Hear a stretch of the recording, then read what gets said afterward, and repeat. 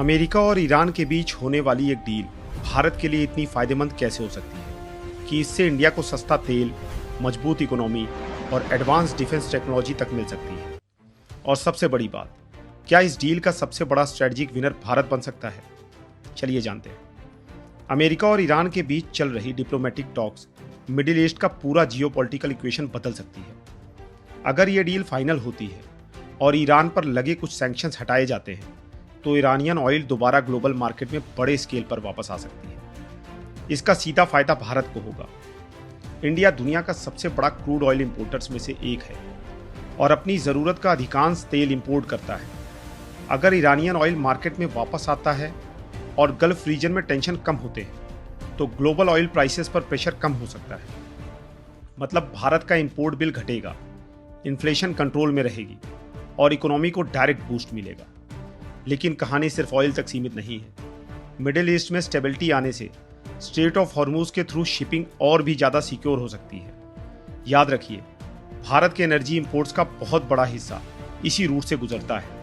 अब आते हैं सबसे इंटरेस्टिंग स्ट्रेटजिक एंगल पर।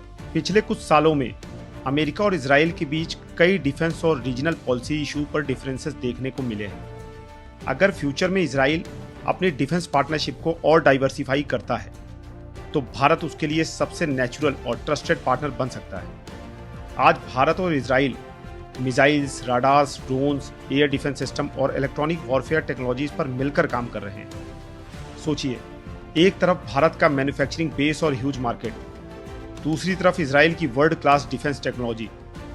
ये कॉम्बिनेशन इंडियन डिफेंस एक्सपोर्ट्स को नए लेवल पर ले जा सकती है। भारत को advance technologies, joint production opportunities और ग्लोबल एक्सपोर्ट मार्केट्स तक ज़्यादा एक्सेस मिल सकता है। और चाबहार पोर्ट जैसे स्ट्रेटजिक प्रोजेक्ट्स नए मोमेंटम के साथ आगे बढ़ सकते हैं, जिससे भारत की कनेक्टिविटी सेंट्रल एशिया और यूरेशिया तक मजबूत हो सकती है। यानी अमेरिका ईरान डील सिर्फ एक डिप्लोमेटिक ब्रेक थ्रू नहीं है, इसके पीछे भारत के लिए 3 बड़े अपॉर्चुनिटीज छुपी हुई है: सस्ता ऑयल, सिक्योर एनर्जी सप्लाई और एडवांस डिफेंस टेक्नोलॉजी पार्टनरशिप्स। अगर ये डेवलपमेंट सही डायरेक्शन में आगे बढ़ती है तो हो सकता है कि मिडिल ईस्ट की इस डील का सबसे बड़ा स्ट्रेटजिक बेनिफिशियरी भारत बनकर उभरे। जियोपॉलिटिक्स में हर डील के कुछ विनर्स और लूजर्स होते हैं और इस बार विनर लिस्ट में भारत का नाम सबसे ऊपर हो सकता है। जय हिंद।